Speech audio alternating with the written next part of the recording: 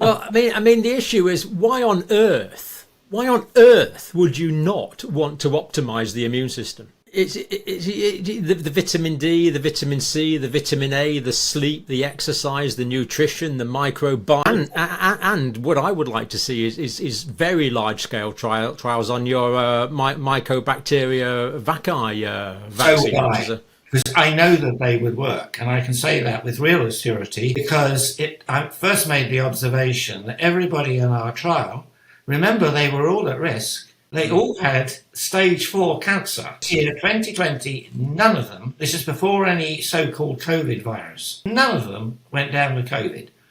Or if they did have a few sniffles, that was it. None of them were hospitalised at all.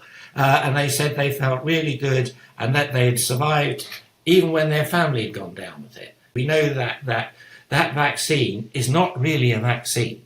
And this is my big message. The reason it's so effective, it is like a depth charge booster of the dying innate immune system, which starts to die from the age of about 55, it collapses to 70.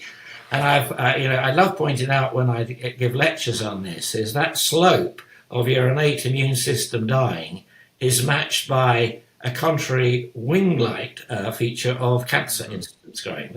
Now, it's a very good example of that to talk about science because they're incredibly correlated, but doesn't mean to say they're causal. And one of the words we conned in right at the beginning of this is how you interpret this data is sophistry. So they have been deliberately killing science. I know just when I lost my train of thought because I jumped horses there. I do see a practical problem with the rollout of your vaccine or not vaccine, and the problem would be the fight to get to the front of the queue. Is that in my researches I found that Pfizer were funding charities in America to diss treatments that were very good and useful, including vitamin D. And I believe it should have been out there approved in a paper that I was the first author on in 2016. We showed it in a randomized study in pancreatic cancer. It was chemo versus chemo plus IMM.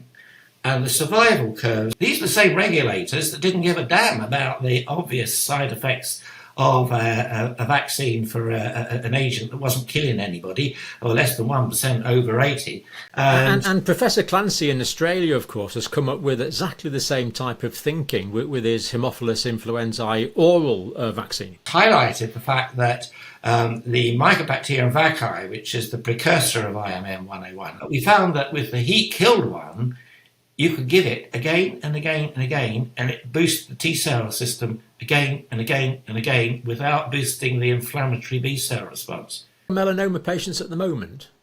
Those who were on the programme, yes, the trials. The trials are just finished, unfortunately, and the company are going back to the pancreatic cancer on the grounds that this should give it a quicker approval than melanoma. As I said, I believe it should be approved as it is and be made available because there's no side effects and the benefit goes across all cancers. I mean, I found that it's been beneficial in all. You don't need to worry about does it have the antigen on it that melanoma has. No, it's not antigen specific. It is boosting my guys in the lab who've done a lot of this.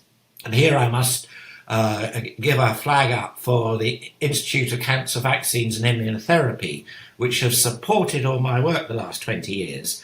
And so some of my patients were so annoyed with this that without that I'd never have got where we are, and IMM would never be there. And also we'd never have got the vitamin D data, that if you're low in vitamin D and you've got cancer, and because I was able for a while to give it to any patient and monitor, I found it was active in basically all the cancers, that there's benefit from mesothelioma, lung cancer, ovarian cancer, let's say head and neck.